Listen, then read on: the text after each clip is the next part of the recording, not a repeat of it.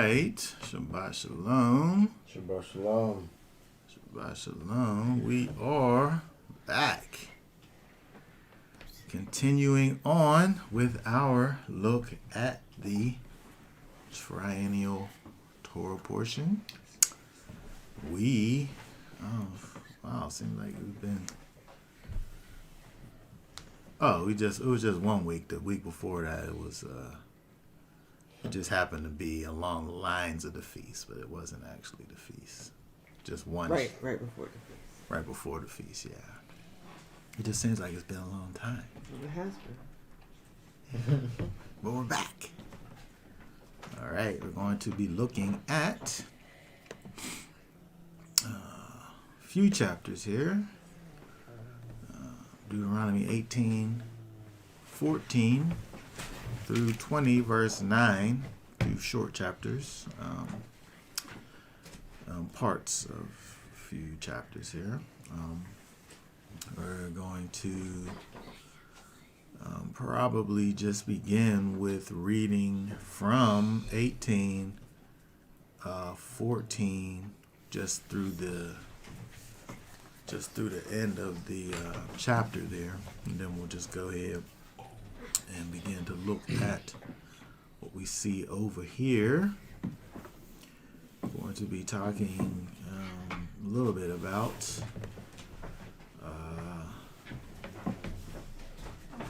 wait a second. You got too many words here. Here we go. This is what we're going to be talking about here. A prophet from your midst. A prophet from your midst. Okay, so I'm going to go ahead and pull up for us our verses over here. Let me get that up on the screen.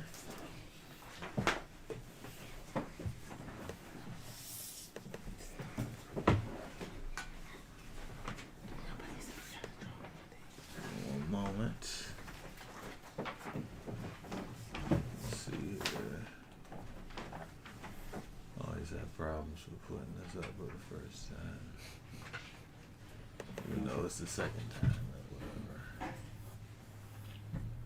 whatever. Okay. Deuteronomy 18. All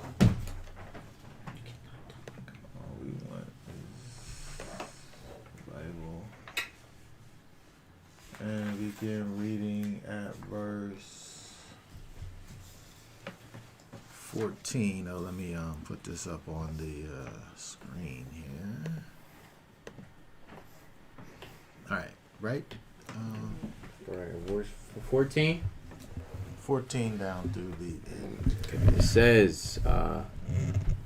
says, for these nations whom you are possessing, do listen to those. For these nations whom you are possessing, do listen to those using magic and to diviners. But as for you, Yahweh your Elohim has not appointed such for you. Yahweh your Elohim shall rise up for you a prophet like me from your midst, from your brothers. Listen to him. According to all you asked of Yahweh your Elohim in Horeb, in the day of the assembly, saying, let me not hear again the voice of Yahweh my Elohim, nor let me see this great fire any more, lest I die. And Yahweh said to me, what they have spoken is good. I shall raise up for them a prophet like you out of the midst of their brothers, and I shall put my words in his mouth, and he shall speak to them all that I command him. And it shall be, the man who does not listen to my words, which he speaks in my name, I require it of him. But the prophet who presumes to speak a word in my name, which I have not commanded him to speak, or who speaks in the name of other mighty ones, even that prophet shall die. And when you say in your heart, how do we know the word which Yahweh has not spoken. When the prophet speaks in the name of Yahweh, and the word is not or comes not, that is the word which Yahweh has not spoken. The prophet has spoken it presumptuously. Do not be afraid of him. Okay, very good. All right, so see a few things over here we want to talk about. First of all, where we pick up over here in verse 14, where it says, and again, we look at these scriptures over here, the person who put together this situation here, put this title in here, this break. But, it's just a continual thing that's going along here. And we think about these people who try to connect with the spirit realm in an inordinate fashion, right? When he talks about these nations that you're going to go and possess, those people, they listen to, they shema to those using magic and to those that are diviners, right? They listen and obey to these people who get into magic and to people who, participate as diviners. But as for you, he says, your Elohim has not appointed such for you. The Most High has created a way for us to hear from him, the way that he wants to speak to us. And these other ways, the way these other nations go about doing these things, of course, is forbidden. So you want to look at a couple of these things over here. If we just pull up here.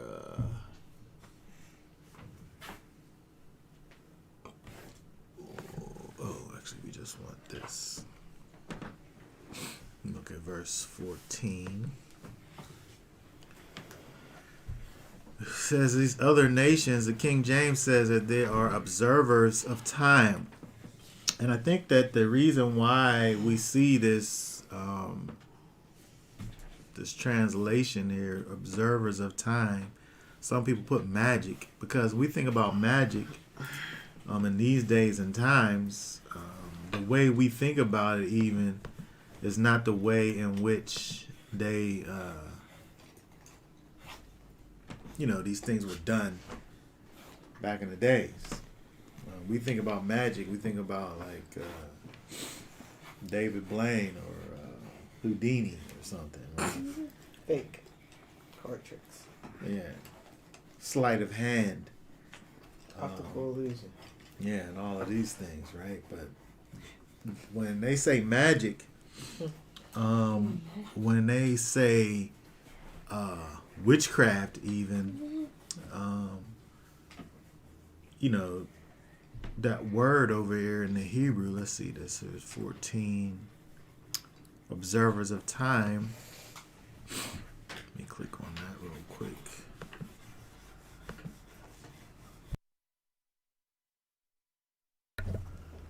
What says observers of time over here, that word there is anon, which means to cover, to cloud over, to act covertly, that is practice magic. When you see this multiplication symbol, it's kind of like a euphemistically speaking, to bring enchanter, right? Or an observer of time, soothsayer, sorcerer. And so when we think about all of these things, we think about the way that, again, trying to put our minds into, the original language, right? And not think about the words the way that we think about them. These people, they were looking to these other things, gods, the heavenlies, even, right? When you talk about observers of times, they're thinking about, in those times, a big thing, of course, was the luminaries in the sky. They saw the stars and the sun and the planets and things, and they begin to actually look at these things and try to determine people's futures and fortune telling and all of these types of things based on these things that were going on in the sky. And so the Most High, sometimes he just don't want to talk to you, right? Sometimes the Most High just is not going to be speaking to you, right? And so you have these people who want to hear from the Most High, and he's not dealing with these people, or he's not speaking to them currently. And so they go out to seek these other ways outside of the Most High, to interact with the spirit realm, right? And so when we see these things over here, like this magic, or this observers of time, or these sorcerers, or even, as it says, these diviners, which is another word over here, kasam, which is to determine by lot or magical scroll. People have these magical scrolls, cards, and not like playing cards, but like those tarot cards, yeah. These different things that they look at. Some people look at tea leaves or some type of liquid. They would pour oil into tea, or some drink, and the way that the oil formed in the water or the liquid that they was using, that would tell them something. Or if they just had some tea, the way the tea leaves floated to on the water, like it's giving you a message, quote unquote. And so again, these people had these ways of getting this spiritual information from these gods, whether they was literally interacting with them or not, but it was outside of the Most High, right? They weren't dealing with the Most High. They were trying to contact these other gods, right, and doing these other pagan practices. Let's look at a couple verses here. If we look at 2 Kings 21. Read for us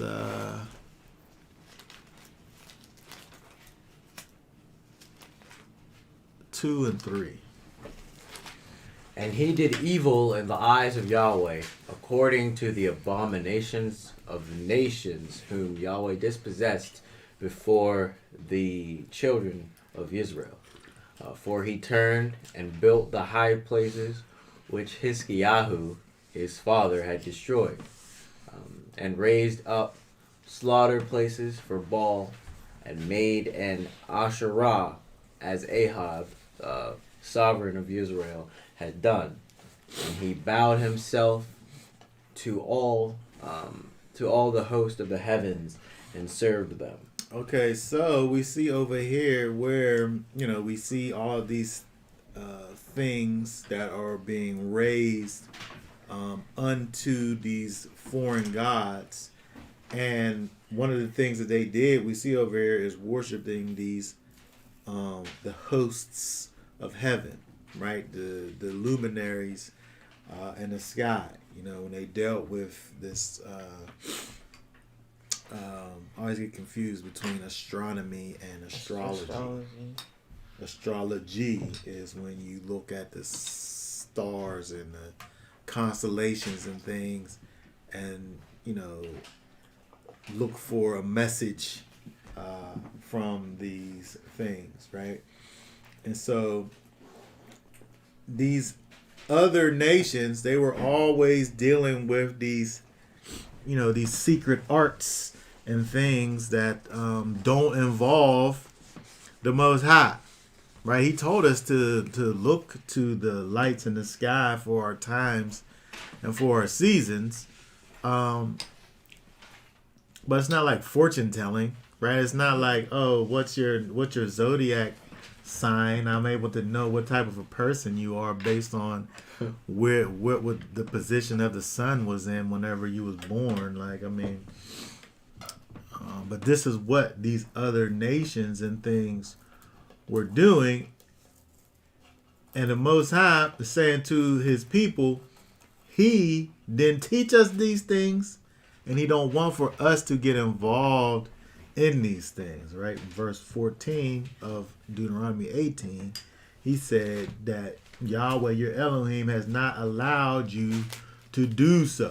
He's not allowed you to do such things.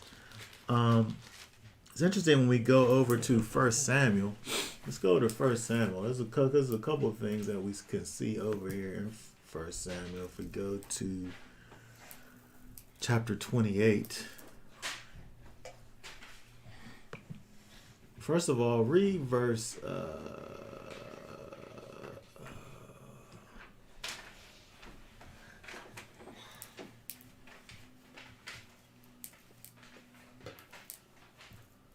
First of all, read verse 9. Read verse... Oh, which one is it? These days... he died anymore. Read verse 3. Read verse 3. Okay, it says, and Shemuel had died, and all Israel had mourned for him, and buried him in Ramah, in his own city. And Shaul had put away the mediums and the spiritists from the land. Okay, so we see over here the prophet dies, right? And then the king, he gets rid of all of these people. These people who are doing all of these forbidden things. But then if we drop down to verse 7, start reading that verse 7 over here. It says, Shaul then said to his servants, find me a woman who is a medium to go. Well, wait a second. Well, he just put them away. But the thing is that he's seeking for information. But the Most High is not talking to him. He don't get any answers. He don't have his prophet. And so he wants to know what to do. Okay, go ahead. Find me a woman who is a medium to go to her and inquire of her. And his servants said to him, look, there is a woman who is a medium at Endor. Okay, first of all, we want to also say, sometimes we see this person referred to as the Witch of Endor. This translation says medium, but we want to know that this person was this lady who dealt with familiar spirits, right? This lady who she dealt with familiar spirits, right? And so let's see what this says here in verse before we keep on going. Just because I'm just saying this because when we think about the word witch, we think about this lady with a big nose with a big wart on it and a big pointy hat. But the King James says here, seek a woman that hath a familiar spirit, that I might go and inquire of her. Right? And so you see this here, familiar spirit here, which is ob, right? Familiar spirit, but it's the same word over here where it talks about the woman that hath a familiar spirit at Endor. Right? Okay, keep on going. Verse 8. It says, and Shaul disguised himself and put on other garments, and went, he and 2 men with him. Okay, so he knew what he was doing wasn't right. So he tried to make himself, put a disguise on himself so people won't recognize him while he's out here doing this foolishness, right? Keep on going. And they came to the woman by night, and he said, please divine for me, and bring up for me the one I shall name. But the woman said to him, look, you know what Shaul has done, how he has cut off the mediums and the spiritists from the land. Why then do you lay a snare for my life to put me to death? And Shaul swore to her by Yahweh, saying, as Yahweh lives, no punishment comes upon you for this matter. And the woman said, whom do I bring up for you? So he said, bring up Shemuel for me. And when the woman saw Shemuel, she cried out with a loud voice. And the woman spoke to Shaul, saying, why have you deceived me? You yourself are Shaul. And the sovereign said to her, do not be afraid. What did you see?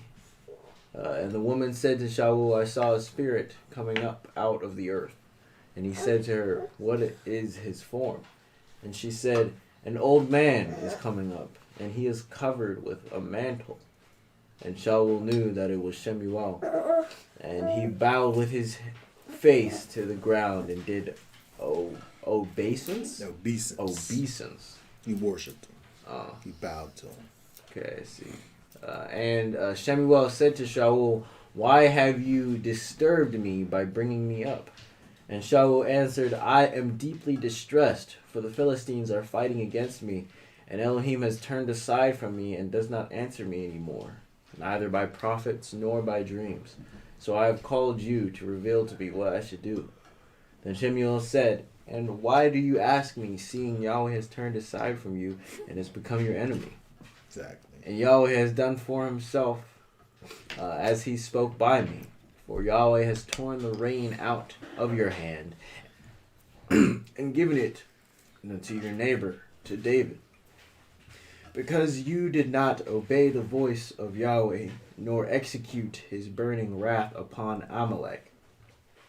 Therefore Yahweh has done this matter to you today.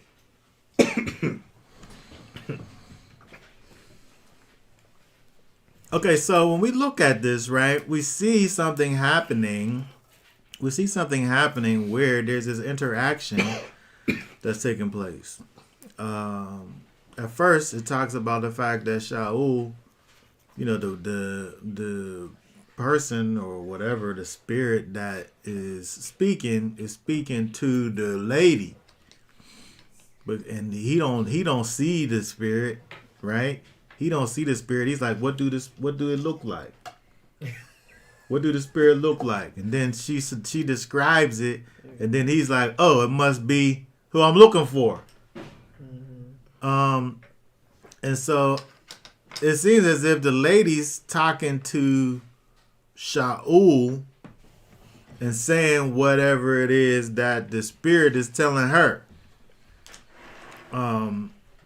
I don't know if she's talking to the dead prophet. I feel like she's not. I feel like she's talking to a familiar spirit. I don't know. I don't know that. I don't know what's going on actually when I look at this. I feel like there's reason to believe that she's speaking to a spirit, but I don't believe that she's speaking to a dead person's spirit. That's just what I think, and we'll talk about more about that in a few minutes here. But let's keep on going. What verse was you on there? I read 18, so I'm on 19. Okay, read 19. It says, further, Yahweh also gives Israel with you into the hand of the Philistines, and tomorrow you and your sons are with me. Yahweh also gives the army of Israel into the hand of the Philistines. And immediately Shaul fell on the ground his complete length, and greatly feared because of the words of Shemuel. And there was no strength in him, for he had eaten no food all day or all night. And the woman came to Shaul and saw that he had been greatly disturbed, and said to him, See, your female servant has obeyed your voice, and I have put my life in my hands, and have listened to the words which you spoke to me. And now, please listen to the voice of your female servant too, and let me set a piece of bread before you, and eat, so that you have strength when you go on your way. But he refused and said, I am not going to eat. But his servants, together with the woman, urged him, and he listened to their voice. So he rose from the ground and sat on the bed. And the woman had a fatted calf in the house, and she quickly slaughtered it, and she took flour and kneaded it, and baked unleavened bread from it. And she brought it before Shaul and his servants, and they ate, and rose up and went away that night. Okay, very good. So we see over here, and we look at this thing that happens over here with King Saul, who goes and deals with this lady who was this medium who spoke with spirits. She essentially had a seance. She went and she spoke to these people. These are all things that the Most High says don't do these things, right? Don't get into this necromancy. Don't get into contacting these familiar spirits. These are all things that the Most High says not to be doing. And so what we see over here with King Saul, he says it, and then the lady speaks back to him in the regard that, you know, he can't hear from the Most High. He wants to know what to do. He needs some guidance. So he's going outside of the will of the Most High to find that guidance. Mm-hmm. Right? And so, and this is what it is. You know, we have people who are disconnected from the Most High. The Most High not speaking to them.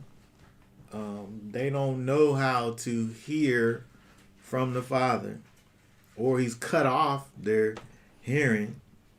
And so, you know, we want to go and find the thing never said it was Shemuel. That's what he wanted for it to be. It said that the lady said that she saw an old man with a mantle. Oh, that's Shemuel. Right? And so because of this, we know that Saul, because of the fact that he has these interactions with these spirits, and then goes outside of the will of the Most High, among other things, he is, you know, the Most High, you know, he allows him to die in his transgressions. But it made me think about things like when we look at, you know, certain verses, like you know, I don't know what people are doing when they go and they talk to these people, right? When we look at certain verses, like in Ecclesiastes, and read verse 9, chapter 9, verse what's it say? Verse 5, right there. For the living know that they shall die, but the dead know not, nor do they have any more reward. for their remembrance is forgotten. The remembrance is forgotten is the fact that we forget about them, right? But the dead, do they know anything? They don't know anything, and we forget about them because they're not here. They don't have any reward because they're not here. But they don't know anything. What does verse 10 say? All that your hand finds to do, do it with your might. For there is no work or planning or knowledge or wisdom in Sheol where you in are the going. grave. Right? When you're in the grave, you're not working, you're not planning, there's no knowledge, there's no wisdom. It seems. That's what Solomon supposes.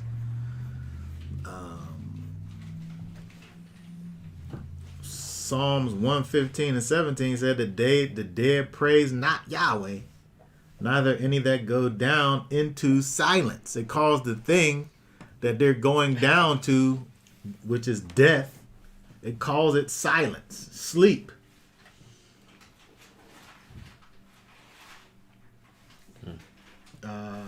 What's Isaiah 38 and 18 say? Isaiah. Man, it's hard to see these little words. 38.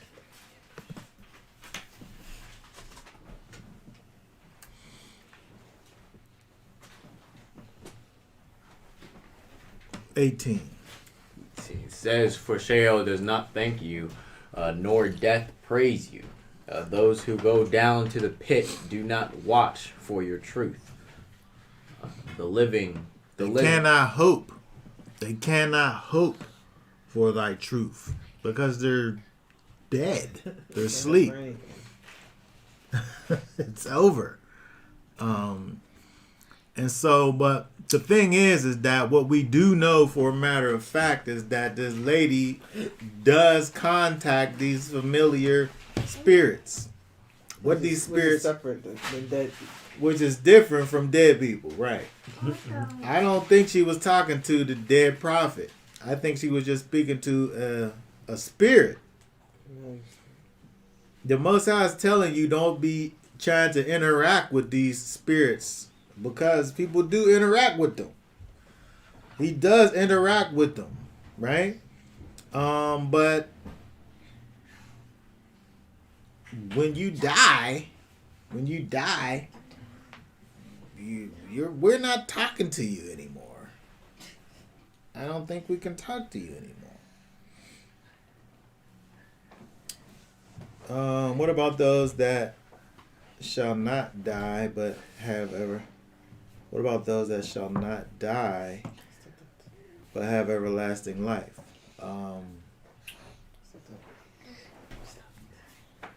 I'm not sure what you're asking there.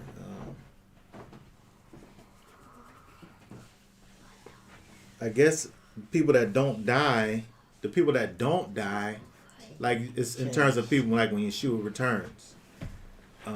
I feel like you do die when you're changed. I feel like your carnal body will die at that point when you're changed. Because it seems like it's been given to every man once to die, and then the judgment. I feel like at the point when your spirit transforms and totally takes over your physical body, I feel like your physical body does die. But you're changed. It's not like he died. That's just my thoughts. I don't know. Instantaneous. Yeah. There's no gap here in time. Yes. And speaking about gaps, I don't know that there's a gap for people who died. Really not experienced it. I mean, it's sleep. You go to sleep. If I go to sleep, I don't recognize that 8 hours went by. I go to sleep, and next thing I know, I'm awake again, and time went by. I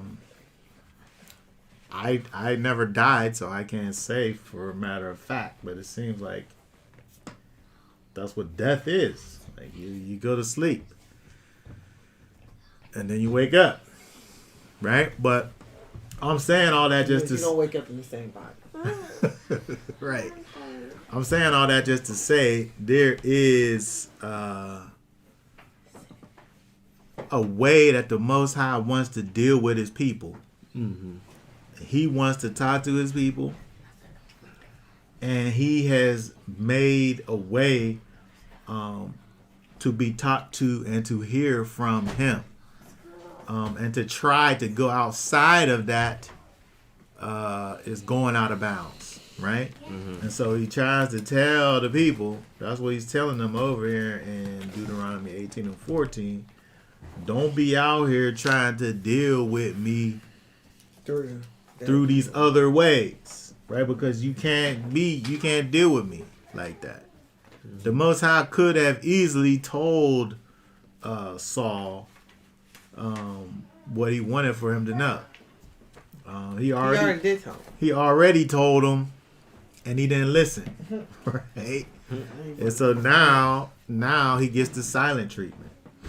And so the same thing is true for people who want some spiritual guidance, but they don't never try to be connected to the Father of spirits, right? The Most High. Mm-hmm. And so, he says, here,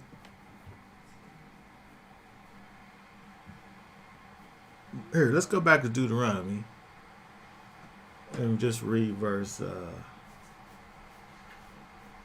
let's look at 15, Deuteronomy 18.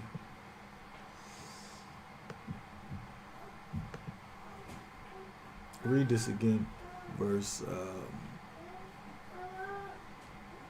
15 there. 15 says, Yahweh your Elohim shall raise up for you a prophet like me from your midst, from your brothers. Listen to him. Okay, very good. So we see over here, again, we look at the, here, grab my Bible from out of there. I wonder, it's underneath one of those books in there on my desk. I wonder if there is a break here between 14 and 15, if there's a pericope there in between these verses here, because I feel like I can see the connection where the Most High is giving you what not to do in terms of hearing from Him and going outside of that, in a inordinate way, and then in an orderly way. Let's see. So looking here, 18 and 14. Oh, okay. There is a break.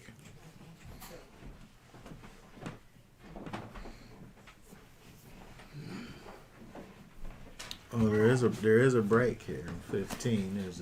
There is a pericope there at 15. But even still, when we think about what's going on, he's saying in terms of the negative, the thing not to do, and then the thing to do would be to be dealing with the prophets. Mm-hmm. By the way, this is the way that the people wanted for it to be anyway, right? But when we look over here, first of all, a prophet, we talked about this some weeks ago. This prophet is this inspired man, right? The prophet is going to be speaking what the words that the Most High gives to him, right? Or her, prophetess. Right? We have prophetesses, right? But, these words that are given are, in fact, the words of the Most High. So there's given this inspired speech. They're speaking or singing these words that are given by the Almighty. And so he says in 15 that a prophet from your midst like me, right? Like me is, of course, like Moses. When you think about a prophet like Moses, Moses said, the Most High said about Moses that, people here have visions or they have dreams, right? But Moses speaks to the Most High face to face. And so when we think about a prophet like Moses, we're talking about someone else who, like Moses, would hear from the Most High and speak with him face to face. Because that's a prophet like Moses. There's many prophets, right? There came to be many prophets over the years, right? But it says a prophet from the midst of you, from your brethren, like me. What's he saying? Like me, like just a brother like me, another person that's part of Israel? Or is he saying like me, like how the way that Moses is?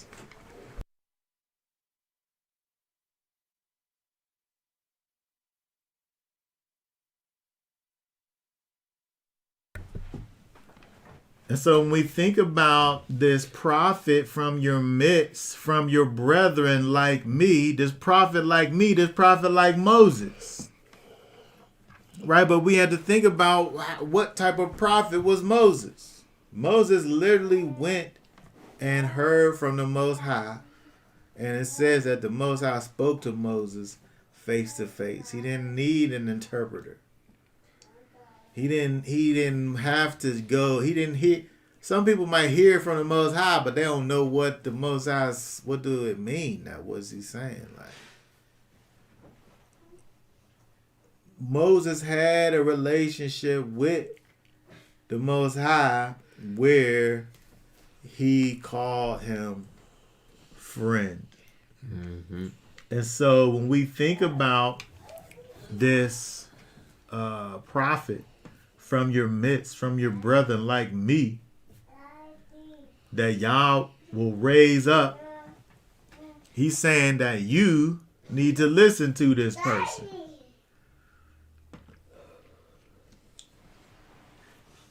When we think about Joshua was a prophet like Moses in some respects. He was the next in line. He was the one that, he always strived to be in the presence of the Most High. He he actually, disobeyed the words of the Most High to get close to the Most High. And nothing happened to him. Because I assume the Most High saw his heart, right? And so we see that Joshua in ways was like unto Moses. But it seems that Joshua actually points us towards the one who it seems as if Moses is speaking about. There's many prophets. I don't believe that Deuteronomy 18:15 is giving us the idea that there's going to be prophets throughout the years that the Most High wants you to listen to. Like multiple. Yeah, like many ones. Because there were prophets, but I don't believe that he's saying that he's speaking about every single prophet that's to come, throughout eternity here. I feel like there is a actual specific individual who he's referring to, that Joshua is a type of, right? In name and in deed. Mm-hmm. Let's look at Hebrews. Hebrews 4. Hebrews 4. Read verses 8 through 10. 10 says, For if Yehoshua had given them rest, he would not have spoken of another day after that. So there remains a Sabbath keeping for the people of Elohim. For the one having entered into his rest has himself also rested from his works, as Elohim rested from his own. Okay, very good. So we see over here there was a thing that Yehoshua, that Joshua, that the successor of Moses, the son of Nun, the son of Nun, there's something that he did that was like unto one that would come after, but there was still a need for something to come after, right? When we look at Joshua, which of course Joshua, the successor of Moses, and Joshua, that we understand that that's the same name. The successor of Moses and the son of the Most High. We know that their name, it was the same name.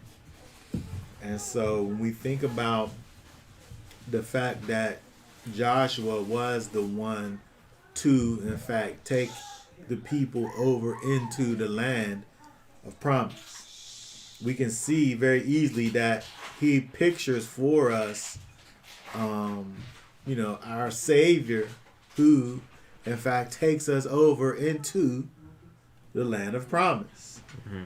But the Joshua, the son of Nun, as it talks about over here, is a type, right? He gave the people, he did in fact give the people rest. But it talks about the fact that he spoke of another day that would be after that. There was more rest to be had, right? And that would be that eternal rest, right, that we find in Yeshua. Let's look over in Acts, because Peter talks about it as well. Acts chapter 3. Start reading at verse 19. Oh, wait a second. My thing is freezing up here. Okay, here we go. Verse 19. Go ahead. Repent therefore and turn back for the blotting out of your sins, in order that times of refreshing might come from the presence of the Master, and that he sends Yeshua Messiah pre-appointed for you, whom heaven needs to receive until the times of restoration of all matters, of which Elohim spoke through the mouth of all his set-apart prophets since of old. For Moshe truly said to the fathers, Yahweh your Elohim shall raise up for you a prophet like me from your brothers. Him you shall hear according to all matters, whatever he says to you. And it shall be that every being who does not hear that prophet shall be utterly destroyed from among the people. Okay, so we see over here Peter knows better than anybody that thing that Moses says over in Deuteronomy chapter 18. We're talking about Yeshua. Mm-hmm. Right? But it's interesting when we look over in verse 19. Let's go back up to 19. Repent therefore and turn back for the blotting out of your sins, in order that times of refreshing might come. Then the times of refreshing come from the presence of the Master. Let's look at this right here. Times of refreshing. Hold on 1 second.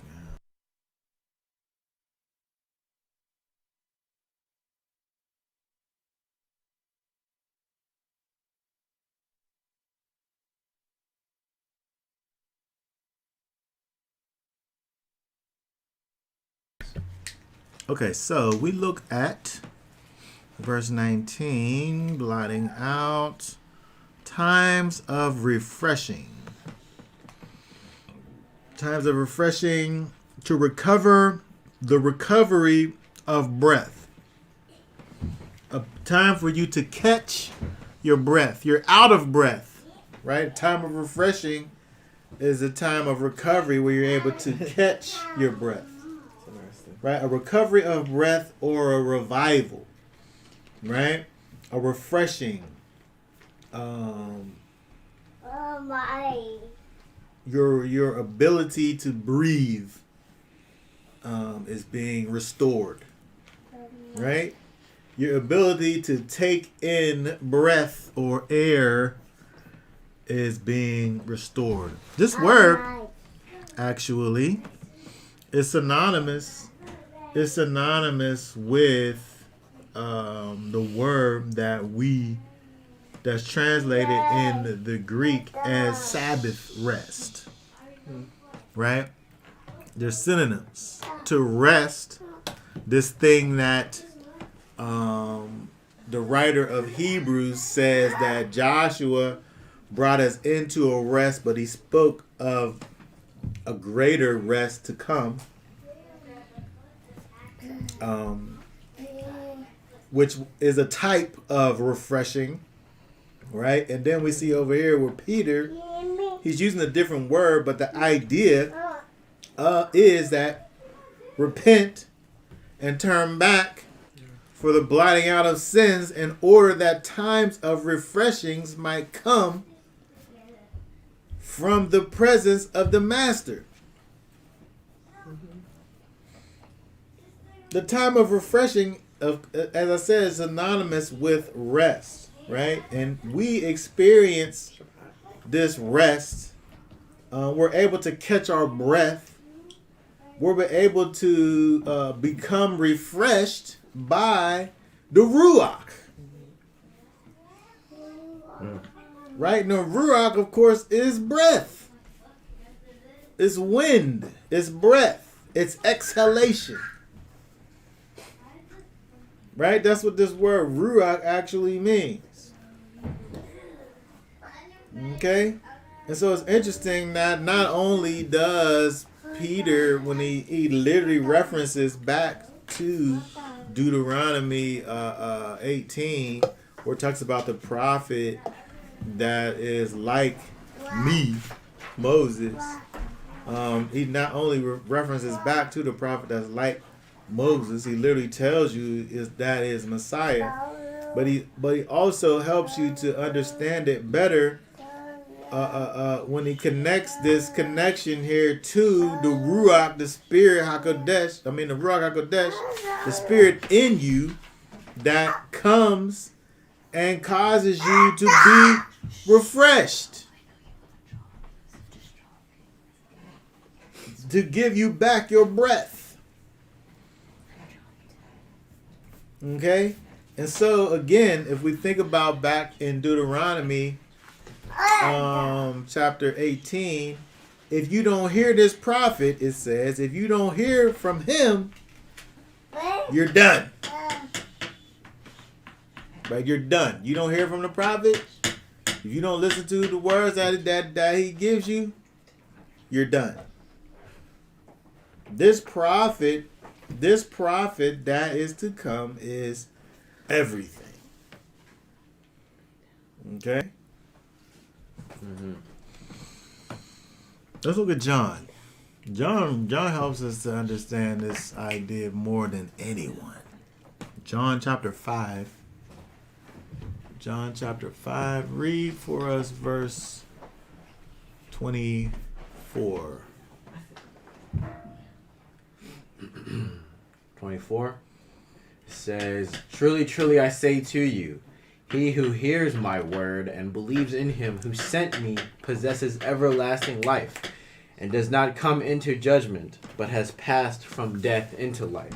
Okay, very good. So Yeshua is speaking these words, right? The one who hears my words, the one who believes in him who sent me, that person gets everlasting life. Right? And so let's compare that. Let's compare that over here with Deuteronomy. Deuteronomy. We're going to come back to John because there's much more things to see in John over here that help us to understand this prophet like me. But it says over here, oh,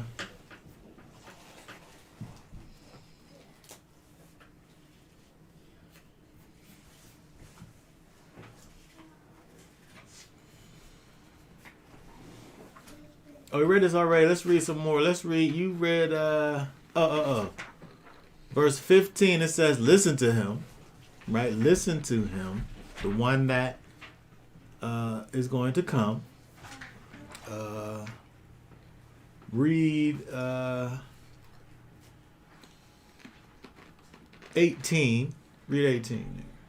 18. I shall rise up for them a prophet like you out of the midst of their brothers, and I shall put my words in his mouth, and he shall speak to them all that I command him. And 19. And it shall be, the man who does not listen to my words, which he speaks in my name, I require it of him. Okay, so there is strength in the words of this prophet that's going to come. Do what he says, right? I'm going to give him the words to speak.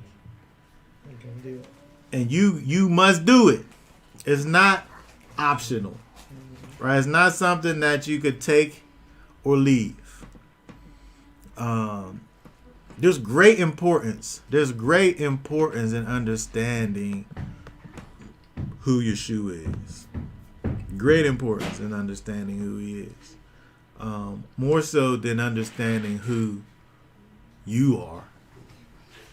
You know, greater than you understanding that you are the people.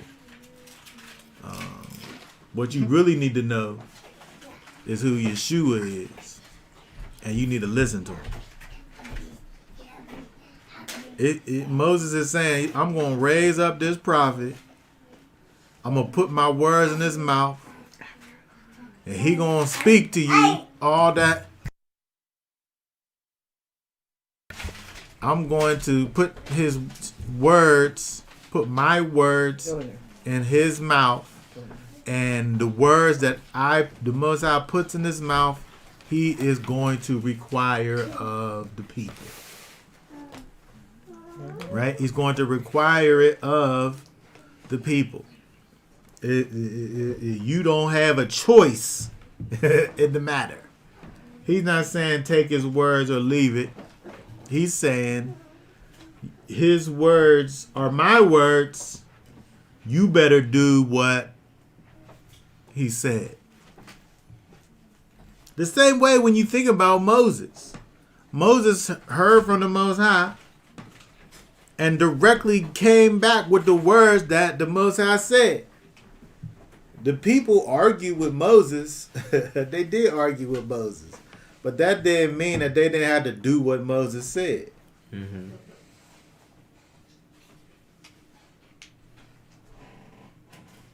And so it's interesting when we look at this to understand that when we look at this, understanding that this prophet that's like Moses, the importance of this prophet and the way in which we have to listen to this prophet. Mm-hmm. Okay, so when we go back to John and we see that when we believe in the things that he speaks, which is the words of the Most High, this is how we get everlasting life. Mm-hmm. This is how we separate ourselves from condemnation. It says, shall not come into condemnation, but is passed from death to life. Let's go back to John. Because there's great importance in this prophet.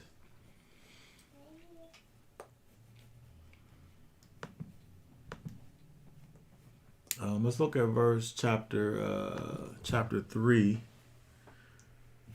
Hold on a second. 3 and 18.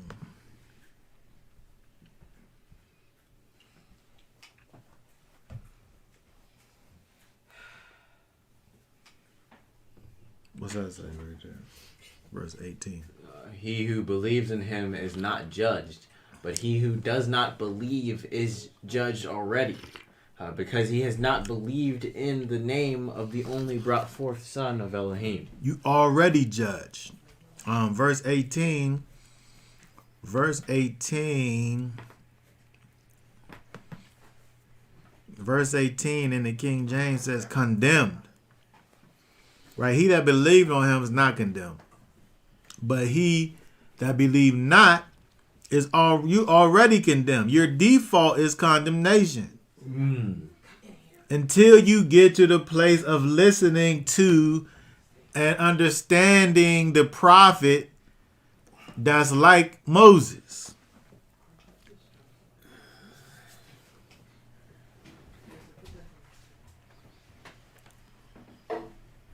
Let's see here. Let's go down to verse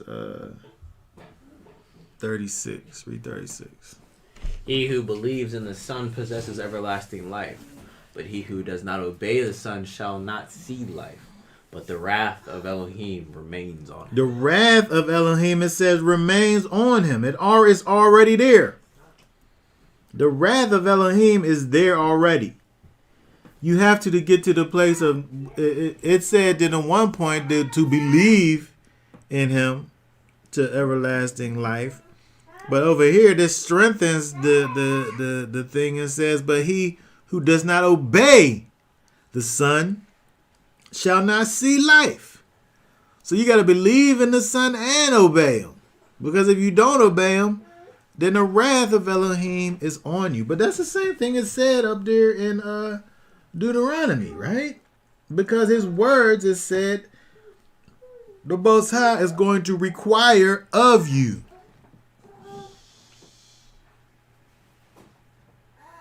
The words that he put into his mouth.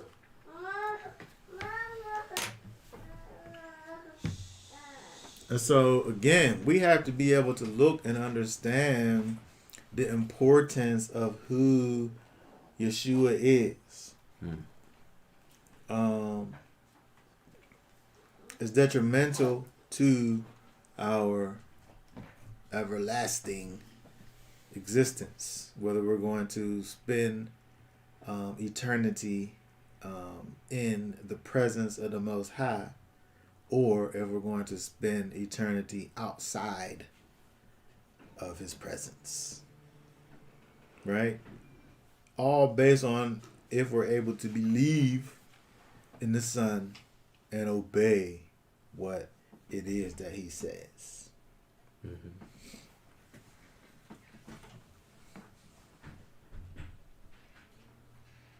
Let's look over here in 1 John. We still talking about this prophet that's like Moses. Peter, again, helps us to understand that the prophet that's like Moses is in fact Yeshua. Right? And so we look over here, 1 John chapter 2. What does it say here? Let's see, the first verse.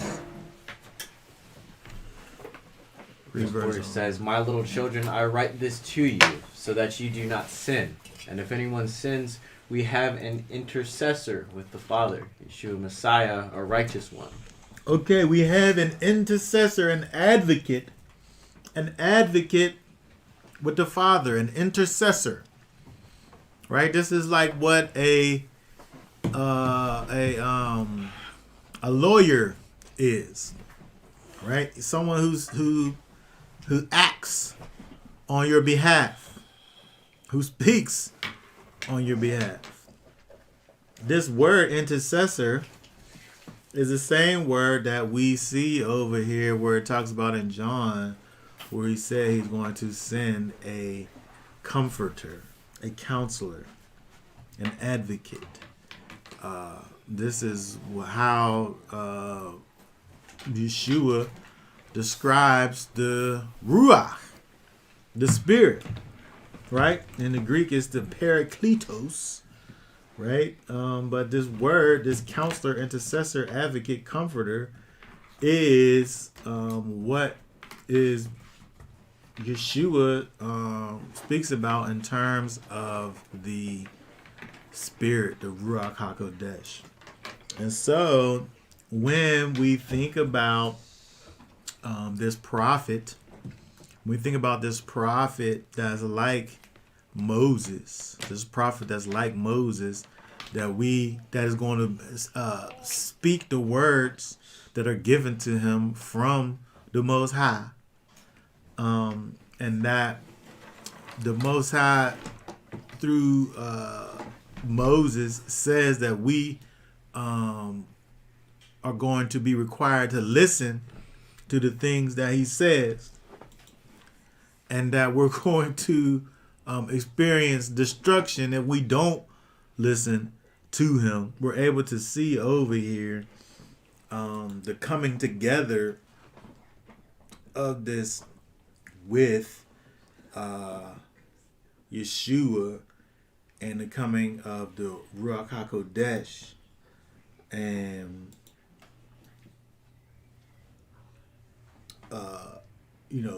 the Spirit coming and dwelling in us, which in fact helps us. The Spirit in fact helps us to do the things the Most High is requiring of us to do. Let's go back over to John real quick here. John chapter 12. John chapter 12. 49 and 50.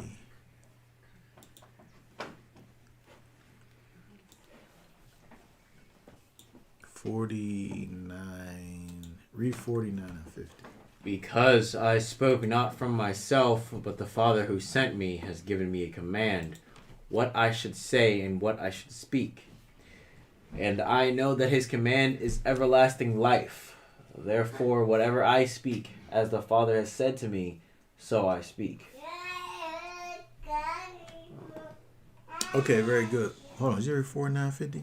Mm-hmm. Okay, yeah. So, again, we see that Yeshua himself is saying, he's not saying his own words.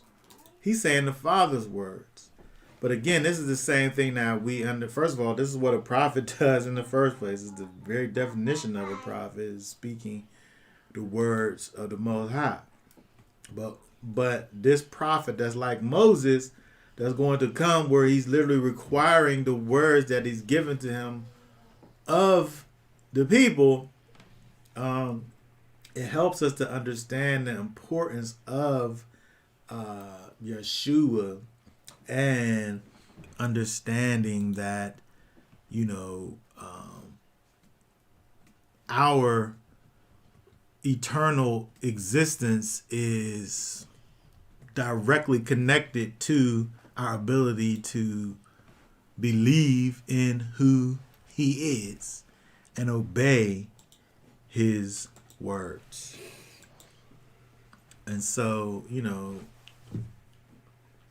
it helps us to be able to, especially from the perspective of Deuteronomy chapter 18, understanding that we have this prophecy basically given by Moses, helping us to be able to see Yeshua and recognize him when he comes, this one who literally spoke the words of the Most High, right? Who refers to the Most High as his Father, right? And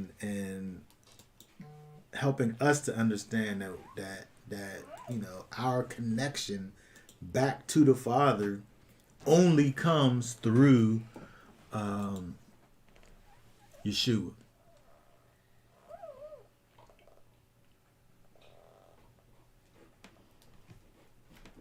There aren't multiple ways to getting back to the Father. Right? You can't, it's not about being a good person. It's not about doing it's not even about doing the law, statutes, and commands. It's not about that. That's not how you make it back to the Father. Yeshua said you have to believe in him. Believe in me, he said, and obey what he says. John chapter 10. Look at verse. Start reading at verse 1 right here. Truly, truly, I say to you, he who does not enter through the door into the sheepfold, but climbs up by another way, that one is a thief and a robber. But he who enters the door is the shepherd of the sheep.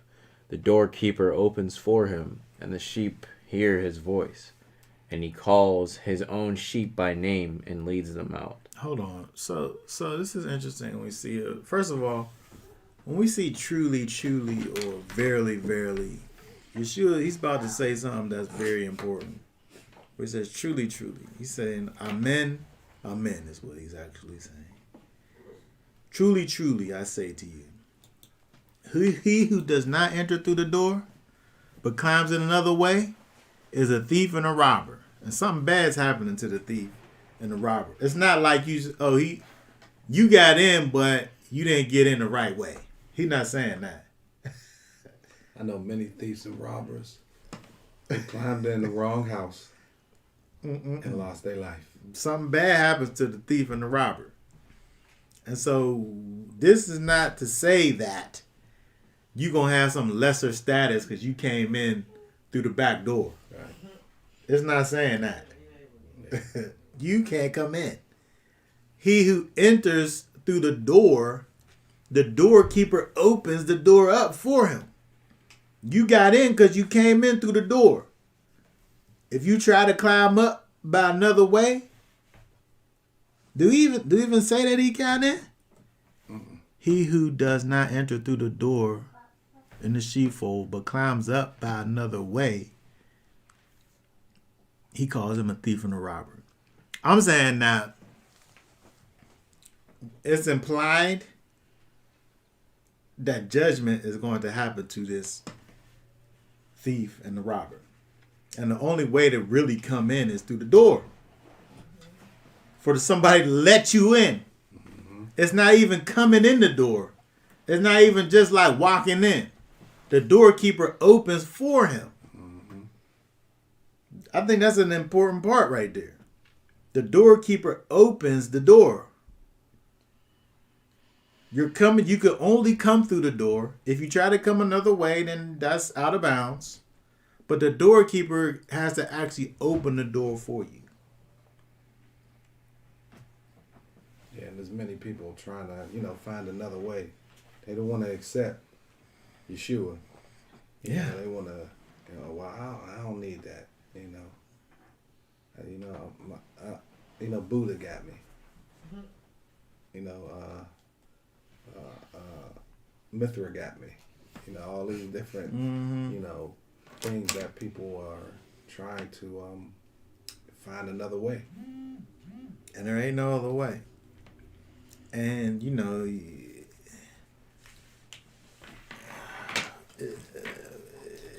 it's important to understand. It's important for us to be able to understand what it is that Yeshua is speaking over here. And because he is the only way. He's the way that was established by the Most High. He said that there was going to be a prophet like unto Moses. And the things that he says, listen to him. And if you don't listen to him, then it's going to be required of you. Right? Okay, keep on going. Verse 4. Read 3 again. The doorkeeper opens for him, and the sheep hear his voice, and he calls his own sheep by name and leads them out. Okay, so there's an intimacy between the doorkeeper, the shepherd, and the sheep. Like you belong there. You didn't just come in. You didn't just come in and nobody don't know who you are. Right? You didn't just come in out of nowhere and nobody's like, oh, so who's this one over here? He said he calls his own sheep by name and leads them. That's why he let you in, because he know who you are. Right? Mm-hmm. And so you have a relationship, and a relationship has been established between the doorkeeper and the shepherd and the sheep. All right, read verse 4 then.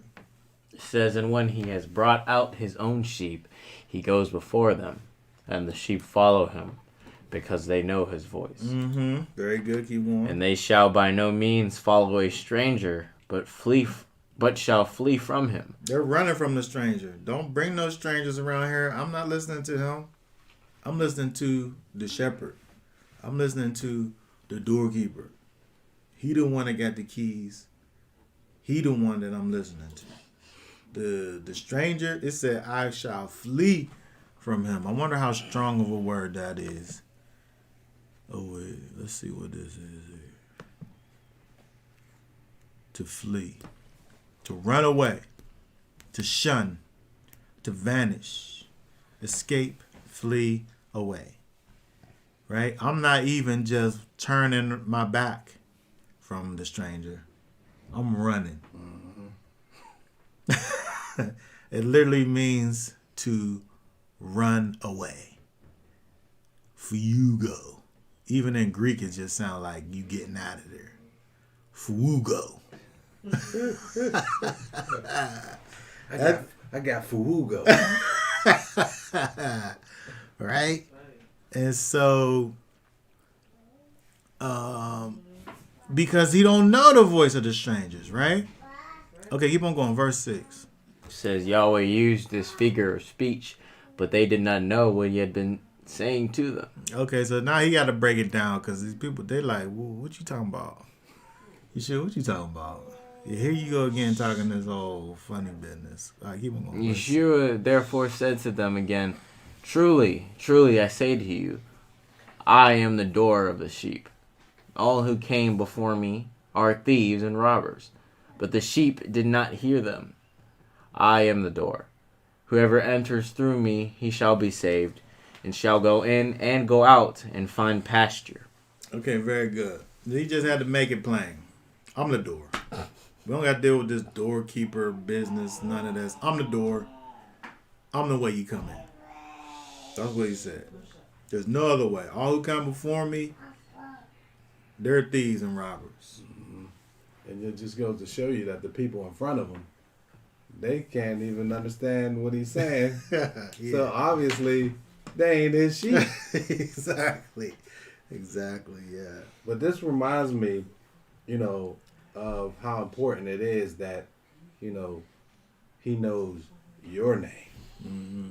Because in Matthew 7:21-23, it says, not everyone that saith unto me, Lord, Lord, shall enter the kingdom of heaven, but he that doeth the will of my Father which is in heaven.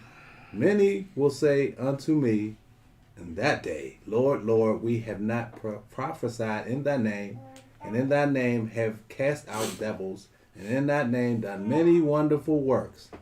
And then I will profess unto them, I never knew you. Yeah. Depart from me, ye that work iniquity. Yeah. Yeah. And it's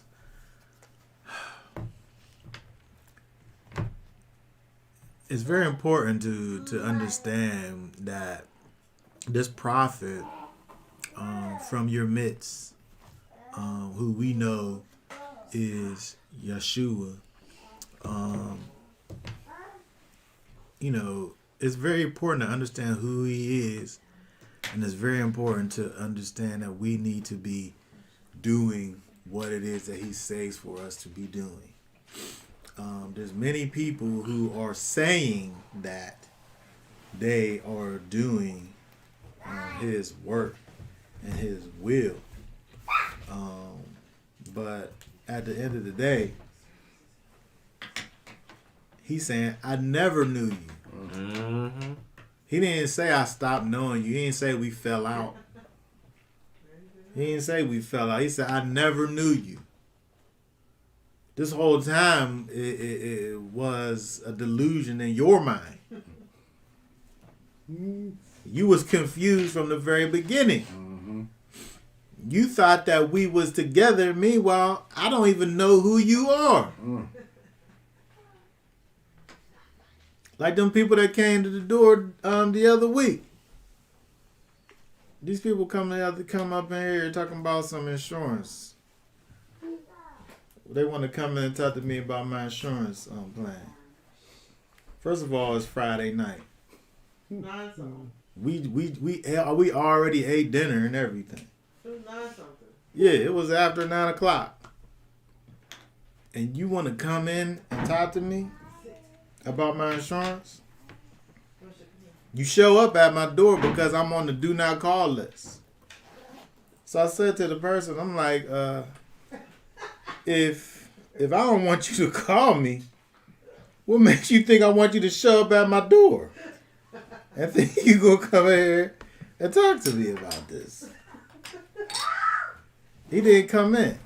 Him and his buddy didn't come in because I didn't know them people. They got met by the doorkeeper. They got met by the doorkeeper and they wasn't welcome. You said it was a step up to show up at your door. It was worse. It was worse than calling me. Like if I don't want you to call me, you coming to the door. I just told them politely, I'm hanging up. You did. I said I'm hanging up, and I hung up on them with my door. But we don't want to come into that kind of a situation with Yeshua. Them people thought that they were supposed to be here. They thought that they had an appointment. They thought that they had business with me. They thought that I wanted to talk with them and further business and enter into a covenant with them. But I said to them people, I never knew you. You definitely do not want that to be your situation when it comes to, the kingdom.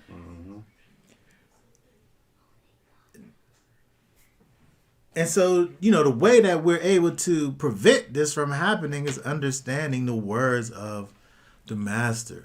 He said, truly, truly, I say to you, I am the door of the sheep. I am the way that the sheep come into the sheepfold. And when you come through me, anybody who enters through me, you're able to come and go in and out to the pastures. You're able to find pastures because you've been connected through the Master Yeshua. But all of this goes back to Deuteronomy chapter 18, where it talks about this prophet from your midst. That he's getting us ready for an understanding that there's one that will come after that we need to be paying attention to and listening to and being obedient to in the same type of way that Israel was with Moses. The people wasn't just going around doing whatever they wanted to do. They was going around doing what Moses said the Most High said for them to be doing. And again, the same thing is true with Yeshua. And then so if we go back to Deuteronomy, just looking over here in this What we got over in this comments?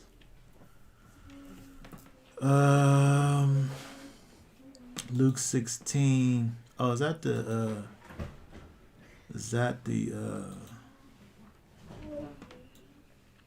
oh yeah, I know what that is. I don't want to go off on a tangent with the with the paradise and Moses's bosom and all of that. I think that the key point that I wanted to just say was the fact that the Most High has a way for us to interact with Him, and to go outside of that is out of bounds. I don't know if we see like the Lazarus and the rich man Lazarus is something that's teaching us that dead people necessarily have conversations or plan or work or want. I think that there's a point that is behind it that I think is more important than the specifics necessarily of the parable, which is called a parable. Mm-hmm. He's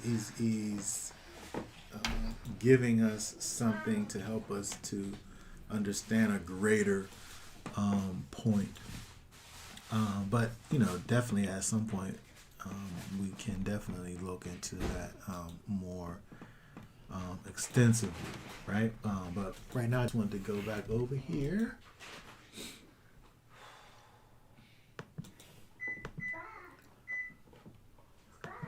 to the end of 18 where it talks about let's see, 20, read 20 down to 22 again. But the prophet who presumes to speak a word in my name, which I have not commanded him to speak, or who speaks in the name of other mighty ones, even that prophet shall die. And when you say in your heart, how do we know the word which Yahweh has not spoken? When the prophet speaks in the name of Yahweh, and the word is not, or comes not, that is the word which Yahweh has not spoken, the prophet has spoken it presumptuously.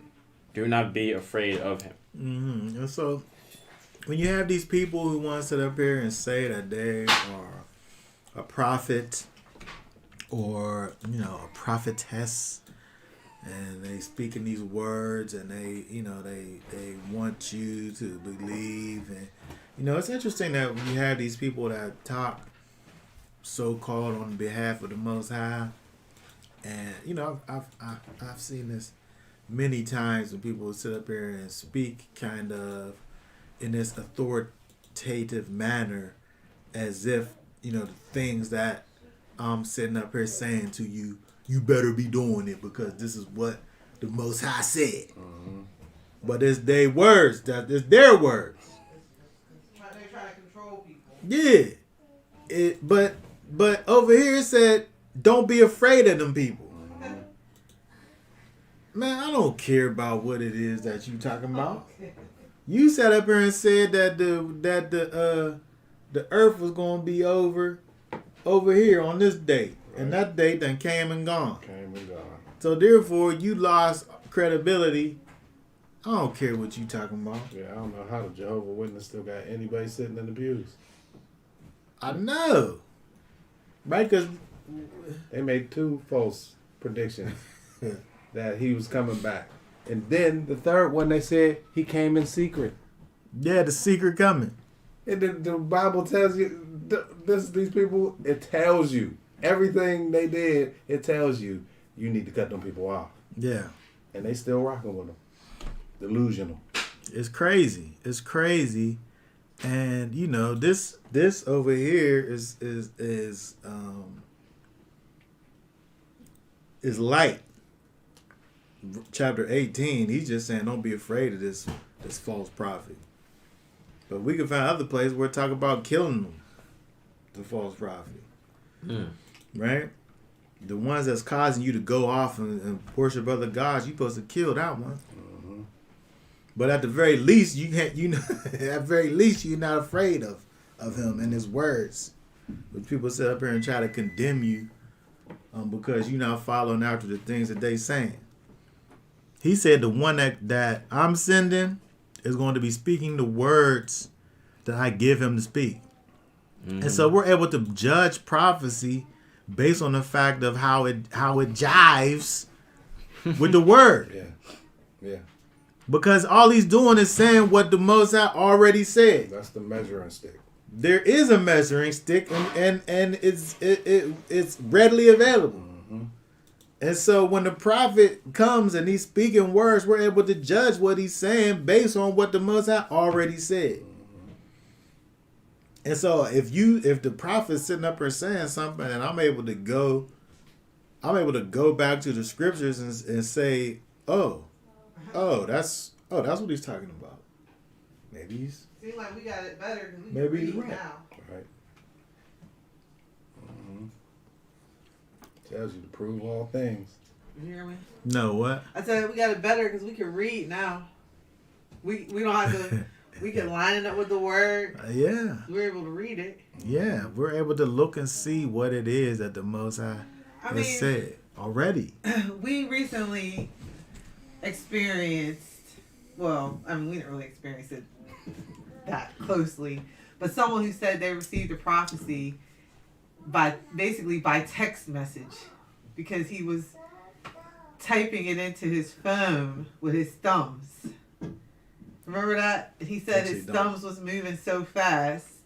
I vaguely remember that. So it wasn't him in control of his thumbs. You able to remind me without being too specific about it? About what? What you're talking about? Just about like, what do you mean by being specific? Like, I don't want you to say the person's name. Oh, I don't want to say his name, no. Well, but I don't really remember what you were talking about. You want to mute her?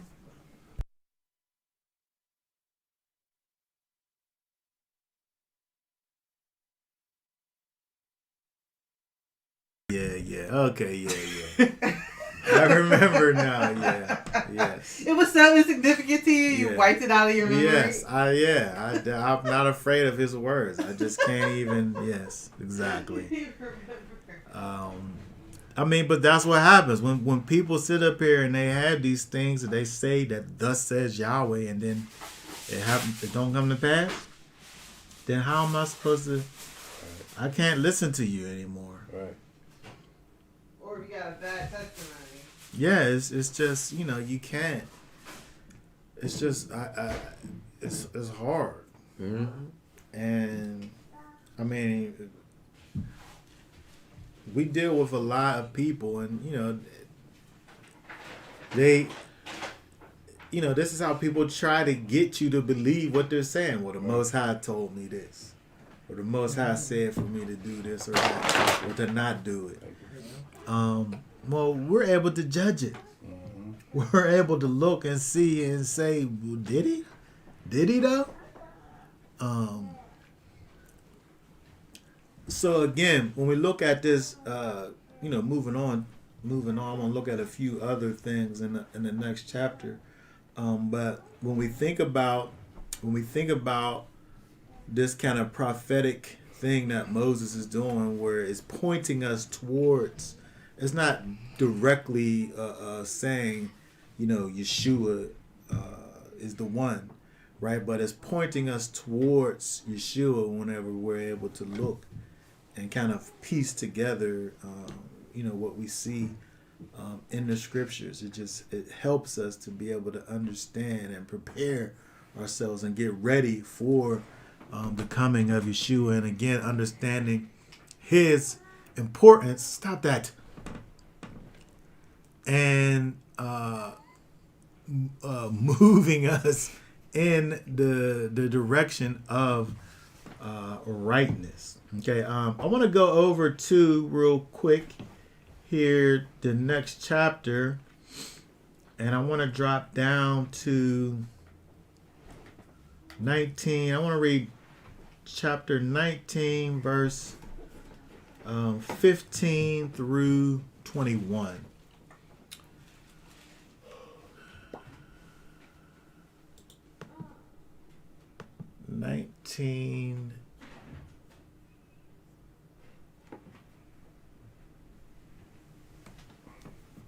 15 through 21.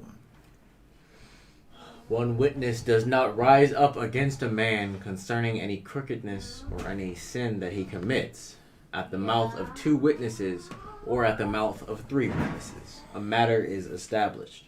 When a malicious witness rises up against any man to accuse him of turning aside, then both men who have the dispute shall stand before Yahweh, before the priests and judges who serve in those days. And the judges shall diligently search and see if the witness is a false witness, who has falsely accused his brother. Then you shall do to him as he thought to have done to his brother. Thus you shall purge the evil from your midst. And let the rest hear and fear, and never again do this evil matter in your midst. And let your eye not pardon, life for life, eye for eye, tooth for tooth, hand for hand, foot for foot. Okay, very good. So, we see over here, it's interesting, we look where it says, back in verse 15, one witness does not rise up against a man concerning any crookedness or iniquity or any sin that he commits. If one person come up and talk to you about this thing that this person did, it's not good enough. One person ain't good enough. One witness don't come. A single person is not good enough for you to just come up and just say, oh, you know, this person did this or that. But now if you got 2 or 3 witnesses, now you have enough witnesses to go and deal with the situation. When you look at 16, when a malicious witness rises up against any man to accuse him of turning aside. That's like if somebody, if somebody's saying that this other person came and did something to me. Mm-hmm. If I'm saying this person came and did something to me, there got to be some proof, some witnesses that this even happened. Mm-hmm. And then on top of that, the judges shall diligently search to see if the witness is false or if it's true.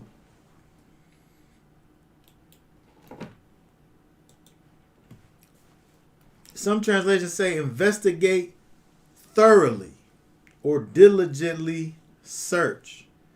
I don't like it. I don't like when people come and talk to me about something that people did. Because it puts a stain in your mind. It takes great discipline to even manifest this principle over here. Because it's basically saying if one person come and talk to you about something that somebody did, it's not even valid until somebody else comes and tells you about it. Mm-hmm. Yeah. Let all matters be established by 2 or 3 witnesses. Mm-hmm. But it takes such mental discipline to be able to, how they do in the courts when somebody says something and the judge be like, strike that from the record. Mm-hmm. How many of the jury though really strike that from the record though? Right. Well, it can't be entered in. The thing about the court thing is that it can't be entered into the judicial process. Mm-hmm.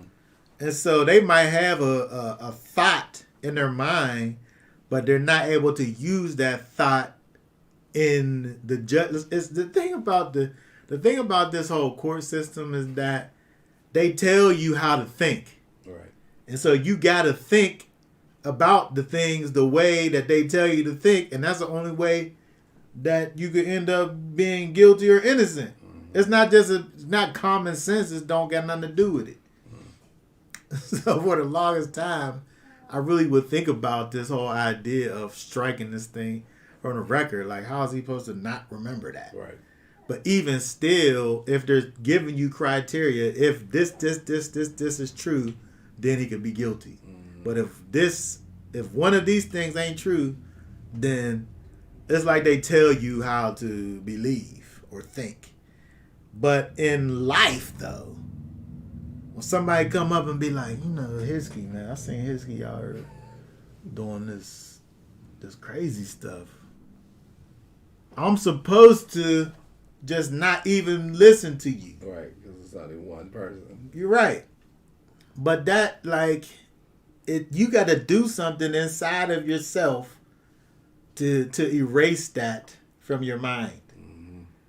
Because it said, let all things be established by 2 or 3 witnesses. One thing ain't enough.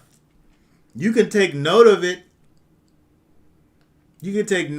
But until somebody else comes along and says, man, I seen Hizky out doing so and so, such and such.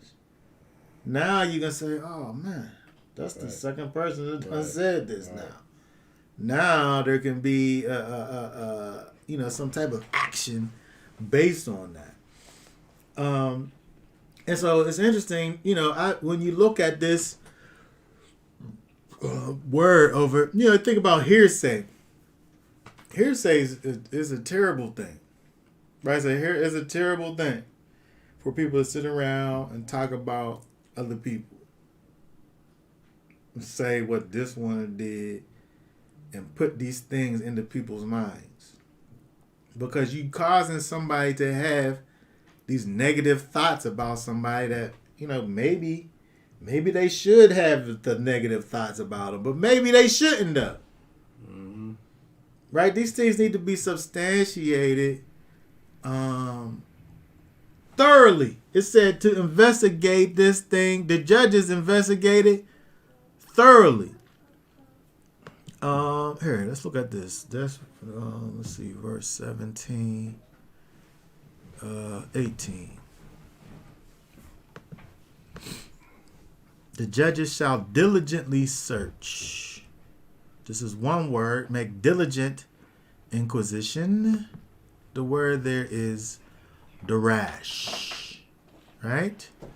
And so that's where we get the term midrash from, right? To tread, frequently, usually to follow, pursue, search, seek, ask, right? All these things, diligently inquire, inquisition, all of these things, right? And so there is a diligent search into the matter. I want people to do this with the way that, when people talk about things in the Bible. Instead of just, we're broadcasting on YouTube. I'm about to bash YouTube, but when people sit up here and have things to say about this or that in the scripture, go behind them and see what they're saying and prove it or disprove it. That's the worst. Don't just listen to what people have to say about things, because it's the same thing. These people are sitting up here bringing forth this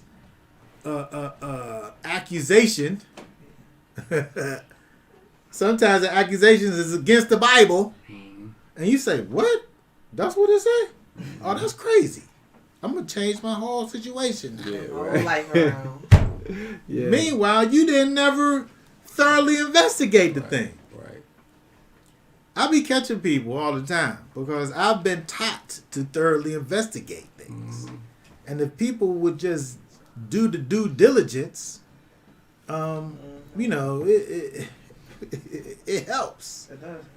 But the Most High is telling us over here, anything,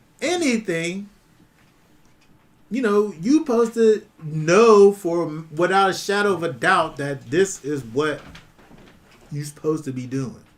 Not just taking somebody's word for it. Go ahead. I mean, with that, just people, they'll listen to a video that has music, somebody like, I don't even know what that word is. I don't want to say rapping, but what was the guy doing with the chicken video? I can't remember. It was kind of like, he was just talking over music. It wasn't. oh, it was like spoken word kind of. But he was just really just speaking over words in the background. But I mean, like, I'm listening to it and I'm like, well, where's the Bible verses at, and where's the actual, like... He didn't have any. He didn't have any substance to it, but it was like there were so many thousands of people who was like, this just radically changed my whole thoughts on everything. Yeah. And I was like, well, he didn't say anything. It wasn't even real rapping. I didn't even know what it was. Well, he wasn't. That's funny. You're making me laugh. It wasn't. He wasn't. The guy wasn't rapping. He was speaking, and there was music playing in the background. That was kind of hip hoppity music. Now, that's funny. Now, what about, where does this go with cancel culture? You know, I mean, like we see the Johnny Depp situation right now. I know. Like he totally got canceled. I know he will be. He'll be canceled because that's the way that. I mean, I don't know what happened. You know, it's just based on whatever. But the idea of it is, you know, if like say if somebody brings, if so happens to go through all the thing, and he comes out that he's right and she was wrong, or they was somewhere in the middle, right? Then you shouldn't. But that's not how these things work in this life that we live in. If something happens, and you know, some negative thing that happens, quote unquote negative thing, people just throw you away like garbage. Lose all your endorsements, get fired from your job, you know. And it can't be turned around. No. I mean, you think about like you know, in football, that what happened with Michael Vick. Mm-hmm. He went to jail for the dog fighting, and then when he got out, it was like the people was like he was like this criminal, this thug. Right. You know, out here we don't animal want Michael rights Vick on our team. and you know, he went to jail. Like he served time for it. Right. Like he paid his debt to society. Like, right. And then he came out and was doing all types of charitable things for animals and all this. It's like people can't forget. No. But I'm saying that it's a real thing though. It's a real thing, and so for people to get to have the practice of talking about people and what people did, you know, is harmful. Mm-hmm. Because first of all, if you're the only one that it happened to, is it even real? Mm-hmm. And so when we look over here in Deuteronomy 18, we're talking about this idea of 2 or 3 witnesses establishing a matter. I feel like we, even in ourselves, if you know, if somebody is doing something to us, it's like you still have to, or you're perceiving somebody to have done something or partook in something or whatever. I think we still have to be about trying to find out get to the bottom of things before we go around and saying, you know, this person, he ain't about nothing. He sat up here and did this, that, and the other thing. I heard. Yeah. I heard that this happened.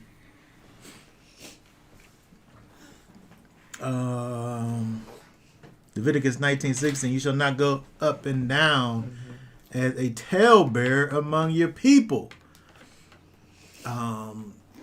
Absolutely. You shouldn't do it, but that's the same thing. But I don't want for people to do it around me. Because I don't want to hear it, because it causes you to think different about somebody whenever you hear about something that they supposedly did. Mm-hmm. And then now, and within yourself, you got to say, well, I can't believe it. Or I have to withhold until I could see proof that that was actually done. I know, but even that, it's like you a bias is forming in your mind already. People, it's a hard thing, but it's necessary for us to be able to kind of to filter ourselves, because once that stuff gets in there, I don't care who you are, there's a bias now. Mm-hmm. You see that person, and now you're thinking them about like, it. Is What about it? judgment though? How does judgment happen? I mean, this is what happened, right? And so when you look at verse 18, the judges, they have all the witnesses there. But even still with the witnesses, there's a thorough investigation. They looking into the thing now. And so it's not only that's just how the thing that's how it could be the claim could be substantiated. But now you're going into it. So think about it in terms of, like I talked about how, we have these people who say things about the Bible. Maybe there's two people that said the same thing. But now if you're judging the matter, you still have to take those two people and look into these things. And it's interesting when you look at kind of when you read certain things that are kind of quote unquote scholarly things. When you read these scholarly books, the back of the book, every page got footnotes. Mm-hmm. The back of the book got, pages of the bibliography part. Because you're not able to just say a thing and that thing not be substantiated by anything. You have somebody write a foreword, someone knowledgeable in the matter. All of that. And so when you're trying to get to the bottom of a matter, you really have to turn into a lawyer out here. You really got to turn into a judge out here, and people not able to just just to make a statement. I'm thinking in my mind, well, what's that? What you basing that off of? Like, well, you said that, but what's that mean? Like, where you getting that from? Like, that's how I think about things, and no matter how it is. Where your verse is at? Exactly. That's my first response. When somebody sits up there and has something to say about something, what verse is that? Show me that in the scriptures. Like, I want to see that.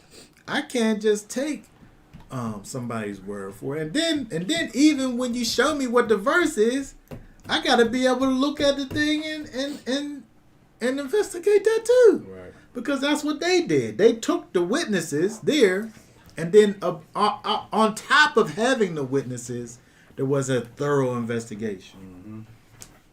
And then if they find out, in verse 18, and if the witness is a false witness, and he has accused his brother falsely, verse 19, then you shall do to him just as he had intended to do to his brother. So there you got the two witnesses, but it was false though. But you wouldn't have known that unless there was a thorough investigation.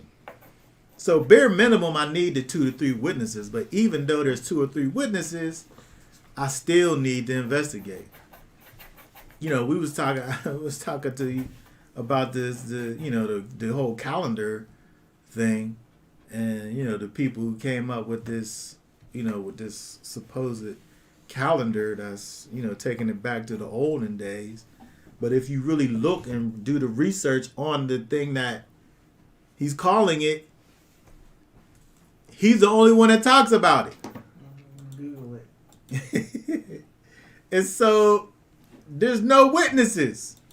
When you go back into the history don't witness it along with him.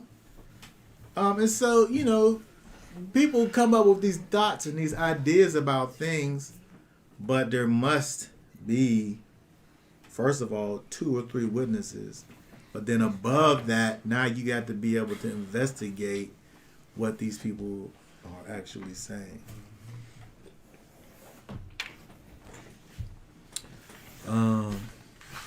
What else do we have over here?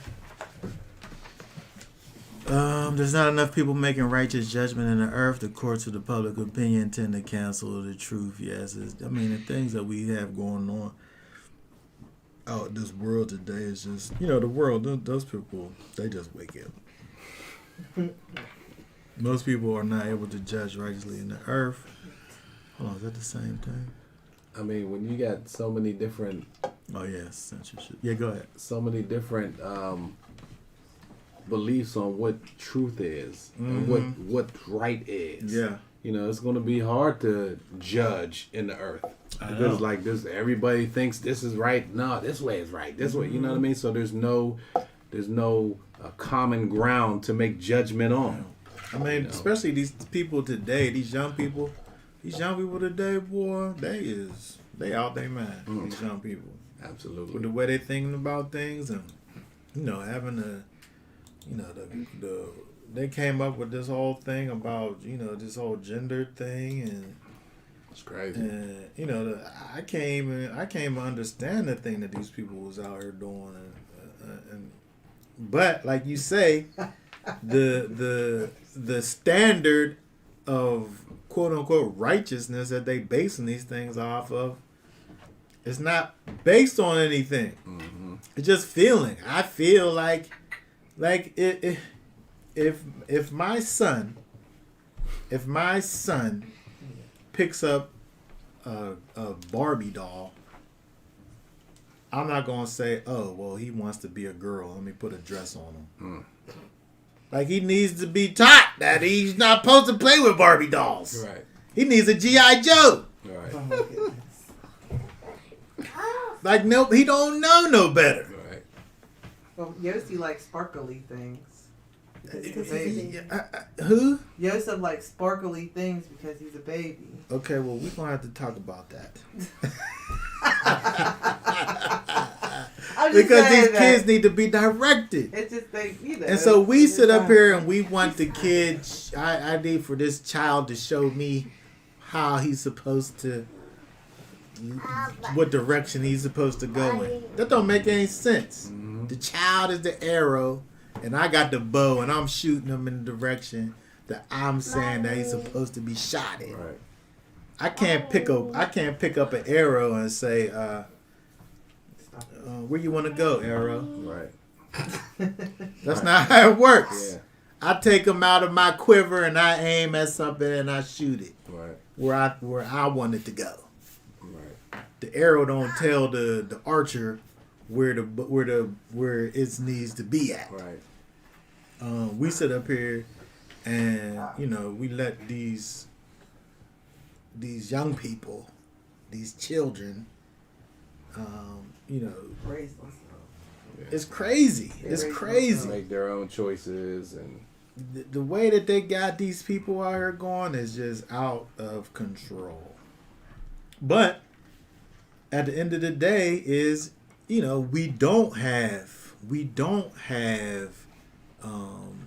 the elders and the judges and the people and the standard, a true standard, set up where we're able to regulate these things. And that's why we need Yeshua to come back. right. Because we're able to create, among ourselves, communities and do things in our little small pockets of the earth. But as a whole, this world is it's going in the wrong direction. And there's gonna be no confusion when Yeshua come back. Mm-mm. No confusion. None whatsoever. And all of this stuff that people be believing in their heads and like, hey, there's only gonna be one way. It's gonna be the right way. His way. And that's very important for people to understand. And when we think about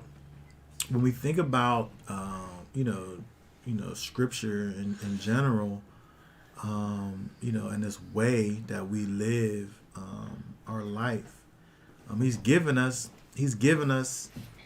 all the tools that we need to be able to succeed in this life. He's given us his word, and he's given us his Ruach HaKodesh, and he helps us to be able to be able to navigate through this life that we live in, if we would just follow the leading and guiding of his spirit, and those that also follow the leading and guiding of his spirit. These things are lacking in the earth, in generally speaking, but it does exist. People really are out here trying to live the way that the Most High has ordained and established for us to be living. It's just about us, striving to have our lives be aligned with his will and his ways. When we look out at the world, it's easy. When we know what the word says, and we understand the principles of the Torah, it's easy to be able to discern between right and wrong, because we know what the Most High standards are. But there's obviously people who don't have an understanding of the standards of the Most High, who for whatever reason are out here, teaching people these ways that are wrong, right. And you just got the blind leading the blind. Right. And all of this is because if we go back to Deuteronomy 18, dealing with this prophet that Moses is speaking about, Yeshua. The closer we get to Yeshua, the harder it becomes to be led astray. Mm-hmm. Right, exactly. The closer you get to the master, the harder it is for you to be, moving in the wrong direction. Mm-hmm. Because of the fact that, he is the door. Like, he's the one who's literally brings us into rightness. Okay, what's this say over here? Let's see. And the host was given him against the daily sacrifice by reason of transgression, and it cast down the truth to the ground, and it practiced and prospered. Daniel 18. Truth has been cast to the ground. Yeah, truth is something that to people these days is relative. Mm-hmm. Truth is whatever you make it to be. To my these truth. People. This is my truth. Yeah. Sound like a commercial. Yeah, and your truth is different than mine. Right. This is where we're at. But Yeshua said he said he's the door, but he also said he's the truth. Yep. And so, that's something that we gotta deal with. Does your truth match up with the truth, which is Yeshua? Right. Because if it don't, then somebody got a problem. Right. I just don't understand how, you can go through the statutes and see that it's teaching you how to treat your neighbor, your brother, your mother, your father, and try to go any other way. Yeah. Well, I think the thing that happens is that people people are dealing with this spiritual thing from a carnal perspective. I can read the Bible, but if I'm a carnal man, then I can only deal with the Bible from a carnal perspective. I can mentally know what the thing says, but having my life to be lined up with that outside of the Ruach HaKodesh, it's an impossibility. I could probably talk to people who as far as chapter and verse and knowing what the Bible says, who know it better than I would know it, but don't have the Ruach HaKodesh. And so all you have is just this carnal perspective that you're bringing to it, where you're not. The Paul said that the law is spiritual, and so he also said that the carnal man can't understand the things that's of the spirit. And so, I think that's what happened. And even taking it back to the verse that you brought up earlier, as far as department from me, you work as of iniquity. You have these people who are doing the Bible. They're doing it, but they don't have knowledge of the shepherd, and the shepherd don't have knowledge of them. And so, when you have these people who are really just kind of carnally working their way through this thing, it don't work. It don't work that way, because this thing is a spiritual thing, and it's necessary for us to be able to align ourselves up with Yeshua, and that be the primary focus. I think when we let's see what we have over here. I think we're kind of gonna pull this down to close over here, but I just wanted to say that when we think about who Yeshua is, and his role in all of this, in terms of being that prophet that Yeshua, the prophet that Moses spoke of, and the importance that was given to this prophet that will come, right? The fact that the Most High said through Moses that he's going to put his words, he's going to give him his words, and you need to listen to his words, and you'll be held accountable for those words that he speaks. And coupling that with what we see with Yeshua in terms of him speaking about believing in him to receive salvation, to receive everlasting life, and him saying that he only said what the Most High said for him to say. Yeshua is should be our primary focus. Number one, you can't be sitting up here worrying about who you are first. You got to worry about Yeshua and who he is first. You need to seek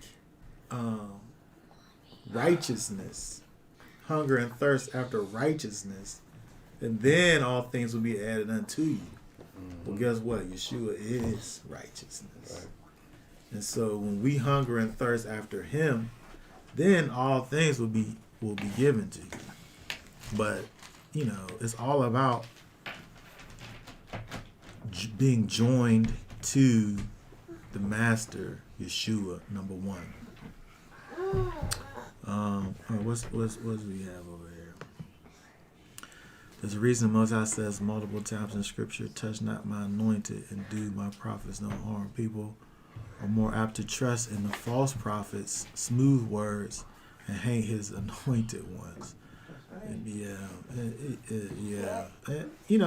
and also people who want to sit up there and say that they're a prophet will sit up there and use this verse to try to get people to not talk bad about them. touch not my anointed and do my prophets no harm. I used to hear that one all the time. All right, I'm his prophet. How you gonna sit up here and talk to me like this or that? But this is where we're at. This is where we are, and it just goes to show the fact that we really do need a greater, as a people, we really do need a greater connectedness to the Master. Mm-hmm. And also accountability. All of that. Accountability thing. All of that. Because a prophet like unto Moses wasn't having it. Moses wasn't having all of this stuff. It wasn't about the people that rose up against Moses, bad stuff happened to them. And so how much more so the prophet that's like unto Moses. We have to understand that it's necessary for us to be able to truly be yoked to Messiah, and truly allow for him to lead and guide us, and understand that there's no other way. Like if Messiah is not leading you, you're not gonna get there. Yeah, you're going the wrong way. You're not going the right way if he's not leading you. If he's not at the center of your life, then you got problems. Yeah. Mm-hmm. Yep. All right, so let's I think we'll probably add chapter 20, I think, probably to next week. And we'll go ahead and stop over here. Does anybody have any last questions or comments? Anything I missed over here?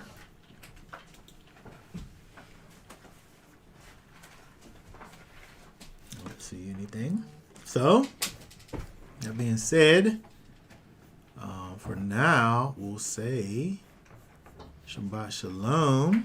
Shabbat Shalom. Y'all willing, we will be back on next week. Are you gonna talk about Shavuot? Shavuot. The conference? Oh. Fresh Week conference?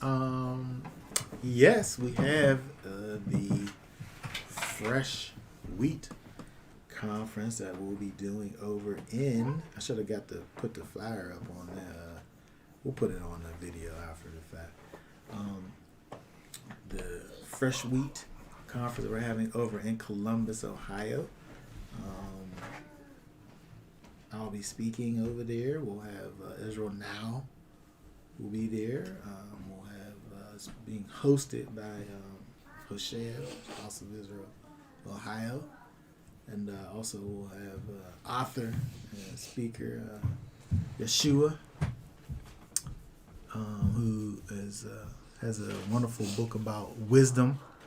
Kind of his thing is dealing with the wisdom of the Most High.